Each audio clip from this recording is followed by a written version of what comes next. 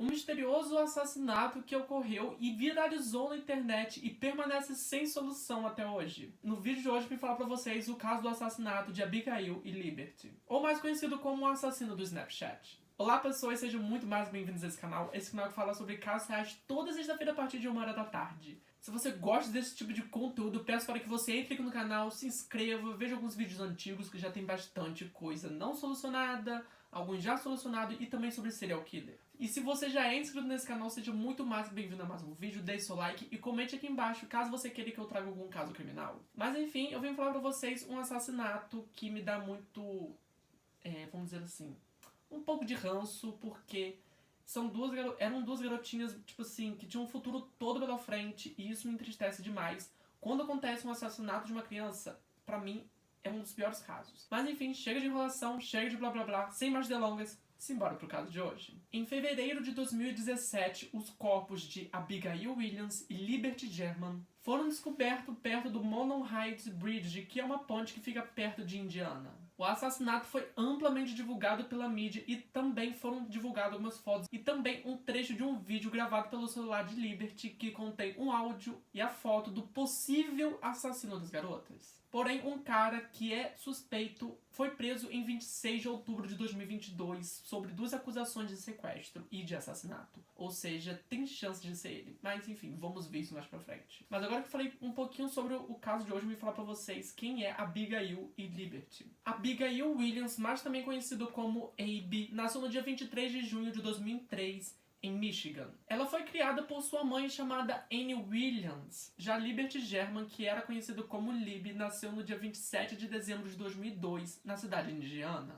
Liberty era considerada por muitos como uma ótima atleta e ela era cuidada pelos seus avós, que se tornaram tutores seus. Segundo seus avós, ela era uma criança muito esperta e tinha uma inteligência, assim, acima da média. E segundo a sua avó, ela já tinha meio que uma profissão em mente. Ela adorava ver vídeos sobre casos criminais e ela queria trabalhar no FBI justamente para ajudar algumas pessoas. Na época dos seus assassinatos, Liberty tinha 14 anos e Abigail tinha 13 anos e ambas estavam na 8ª série e jogavam vôlei. E foi aí mais ou menos que elas se conheceram e se tornaram melhores amigas. Ambas cresceram na cidade de Delphi, que fica em Indiana, e essa cidade, vamos dizer assim, é considerada rural e também muito unida. Nós sabemos que é mais ou menos nessas cidades pequenas e consideradas calmas que acontecem os piores crimes. E falando em crime, vamos falar sobre o caso de hoje. Na noite do dia 13 de fevereiro de 2017, Abigail foi até a casa de sua amiga Liberty para passar a noite ali, já que era o aniversário dela. Ambas assistiram, junto com a irmã de Liberty, mais velha, que se chamava Kelsey, assistiram vários filmes e passaram a noite ali conversando, se maquiando, enfim. No dia seguinte, era um feriado e era uma segunda-feira e estava muito quente, sendo assim, eles não tiveram aula nesse dia. E foi então que eles decidiram fazer uma trilha. Foi mais ou menos que por volta de 1h30 da tarde do dia 14 de fevereiro, na Mono-Ride Bridge Trail.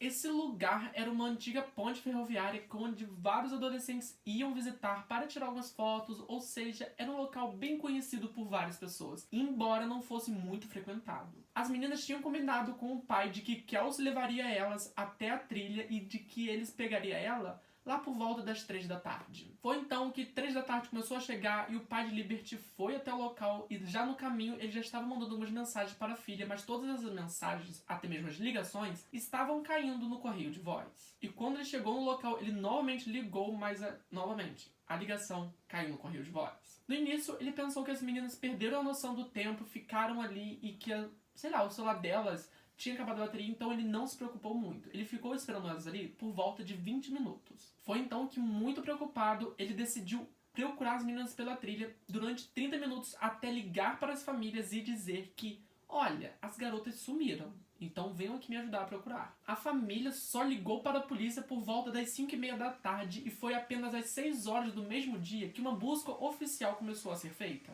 Na busca, várias pessoas começaram a se voluntariar para poder procurar as garotas e elas começaram a procurar por tudo até meia-noite, quando as buscas deram meio que uma pausa. No início, o xerife da cidade disse que não tinha suspeitas o suficientes para desconfiar de um assassinato. Para ele e para muitas pessoas, elas apenas tinham se perdido na trilha. E conforme as horas iam passando, mais voluntários iam chegando, e a única pista que eles tinham era uma foto de Abigail, que Liberty tinha tirado no seu celular e tinha postado no Snapchat. E como eu disse, as buscas terminaram mais ou menos por volta da meia-noite e começaram novamente por volta das 6 da manhã do dia seguinte. O próximo dia era um feriado que era o Valentine's Day, ou seja, o dia dos namorados para os americanos, e a polícia então decidiu ampliar toda a área de busca. Foi então que eles decidiram percorrer toda a área arborizada do Deep Creek, que é um rio que passa por ali. A polícia mal começou a dar início nas buscas quando um investigador falou que encontrou os 2 corpos das vítimas no fundo de um dos quintais de uma propriedade privada a cerca de 800 metros da ponte. Essa propriedade tinha cerca de 12 hectares e o proprietário tinha 78 anos e não foi considerado culpado. Esse senhor já tinha essa propriedade por cerca de 55 anos sem nenhuma denúncia sobre aquele local e ele também não entendia como aquilo foi acontecer na sua propriedade. O proprietário também disse que para levar os corpos até ali era uma travessia muito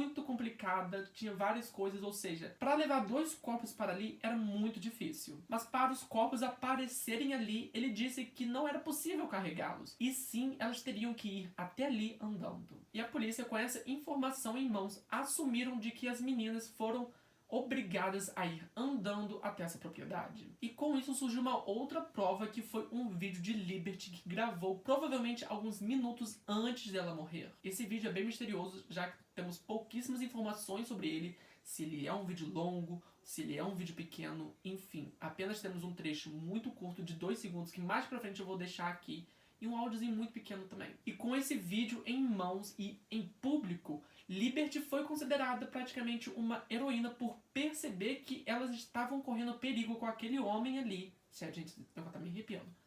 E perceber que provavelmente, né, estava em perigo e ter filmado o cara. Se não fosse por esse vídeo, provavelmente não teria nenhuma prova concreta ou qualquer outra prova de quem era o assassino. Como eu já disse, o vídeo ele é muito misterioso, já que a gente não consegue saber se é um vídeo muito longo ou se é um vídeo muito curto, mas a polícia divulgou 2 imagens bastante granuladas do provável assassino. A polícia também disse que o homem provavelmente morava na mesma cidade que elas, que era em Delphi, na Indiana, e que provavelmente esse homem conhecia muito bem o local, já que ele sabia que para as garotas terem que ir de novo para o estacionamento, já que não tinha como mais ir depois da ponte, já que estava tudo propriedade privada, elas teriam que voltar e meio que ter passado por ele.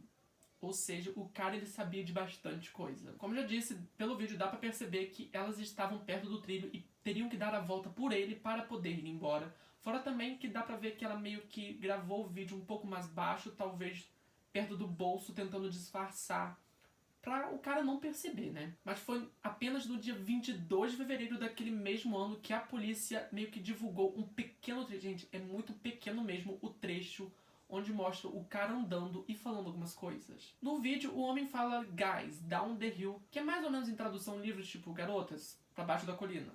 Tipo, vambora pra debaixo da colina. É um negócio assim. Eu vou deixar passando esse pequeno trecho agora. E conforme esse vídeo foi divulgado e também as fotos, a polícia divulgou 2 esboços do provável assassino. Mas aparentemente o homem não se entregou e também não foi acusado pela polícia. E agora eu vou falar um pouquinho mais sobre as teorias do caso. Com o tempo, várias teorias começaram a aparecer e uma delas era que o homem ou morava no local ou já tinha morado no local para saber exatamente como aquele local funcionava. A segunda teoria fala de que o assassino apenas estudou o local sabendo aonde tinha as propriedades privadas e até onde ia a ponte e depois simplesmente esperou as vítimas aparecerem, ou seja, qualquer vítima. Uma outra teoria que pra mim é a mais mirabolante do caso é de que o assassino trabalhava em um açougue ali perto, já que no dia do assassinato tava um dia muito quente e o cara aparece usando uma jaqueta, ou seja, isso meio que explicaria ele estar usando uma jaqueta, já que açougue geralmente é frio. Uma outra coisa que a polícia falou mais tarde era de como a cidade era muito pequena, algumas pessoas sabiam sobre a identidade do assassino e não queriam falar por medo. Ele até mesmo incentivou essas pessoas a falarem que elas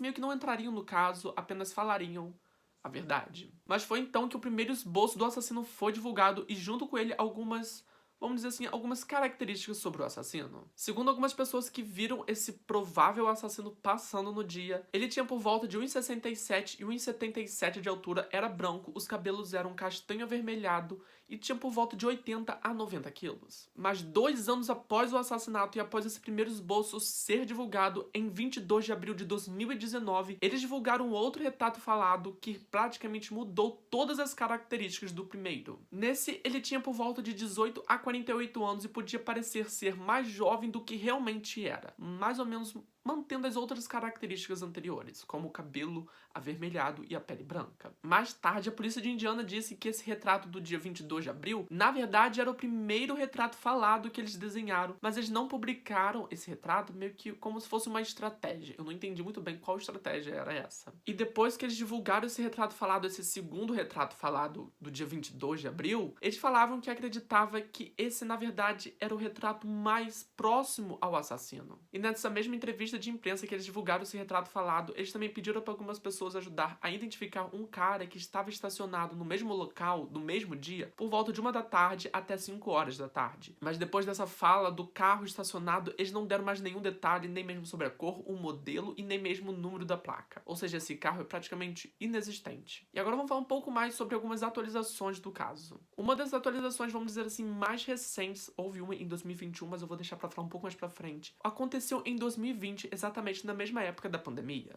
A polícia de Indiana disse que o assassino deixou no local várias assinaturas do seu assassinato, mas ela não divulgou quais eram essas assinaturas, apenas falando que haviam bastante evidências. Foi então que o superintendente da polícia deu uma entrevista para o podcast chamado Down the Hill, que é um podcast, vamos dizer assim, exclusivo para esse caso e é bem grande. Mas esse superintendente disse mais ou menos nessa entrevista de que como era muito impressionante eles terem fotos, vídeos e até mesmo um áudio do assassino e eles não saberem quem é essa pessoa. E também de haver várias denúncias, nenhuma dessas denúncias levarem ao verdadeiro assassino. E ele também disse que, mais ou menos ao que parece, as pessoas do local de Delphi nunca esqueceram desse assassinato e buscam até hoje e têm fé até hoje de que esse assassino será pego e será punido. Mas agora vamos falar um pouco mais sobre os suspeitos do caso e mais pra frente eu vou falar sobre um suspeito que é o cara que tem muita gente falando que é o verdadeiro assassino. Desde que o caso teve início, várias pessoas começaram a ser entrevistadas, inclusive alguns suspeitos. E aqui eu vou falar um pouco mais sobre os principais suspeitos. Um deles, vamos dizer assim, o primeiro a ser saltado nos olhos foi o Daniel Nations,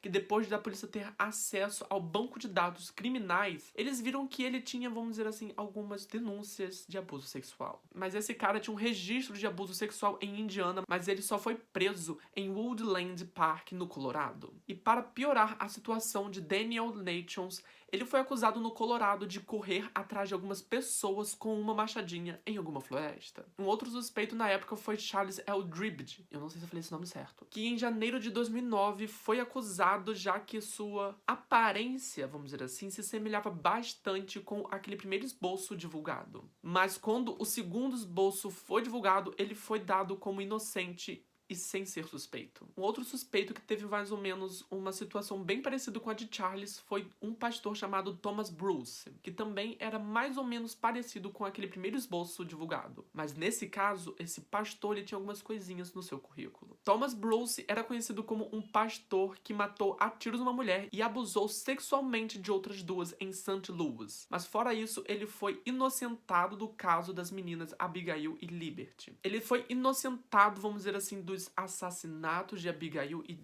de Liberty, ou seja, ele não tem nada a ver com os assassinatos, mas pelo que parece, pelas buscas que eu fiz, ele foi condenado à morte. Um outro suspeito do caso foi Paul Ether, que foi acusado de sequestrar e agredir uma menina em julho de 2019. E vamos dizer assim, depois que a polícia soube desse sequestro, eles correram atrás dele, houve meio que uma perseguição e terminou com o suicídio dele. Mas agora eu vim falar pra vocês o suspeito mais provável que muita gente tá falando que é o assassino. Esse cara foi descoberto em Indiana e foi acusado de sequestrar e abusar de uma garota de apenas 9 anos. O nome dele é James Brian Chadwell e se parece bastante com os esboços publicados pela polícia, e ele foi preso e acusado em 20 de abril de 2021, ou seja, há 2 anos atrás. Mas não há muita informação sobre se ele realmente é o assassino das garotas ou não. Mas então, esse foi o vídeo, espero que vocês tenham gostado. Se gostaram, não esqueça de se inscrever no canal, e esse foi um caso que é o mais macabro, assim, talvez, do que eu já fiz, porque envolve 2 crianças e, pra falar a verdade, qualquer caso que envolve criança já me deixa muito agoniado e me deixa muito triste. E é um caso que tem muita teoria e, como eu já disse, apesar de ter muitos vídeos e fotos e até mesmo áudio, ninguém sabe quem é essa pessoa. Isso é o que dá mais medo. Mas então, esse foi o vídeo e até semana que vem para mais um caso criminal. Tchau, tchau.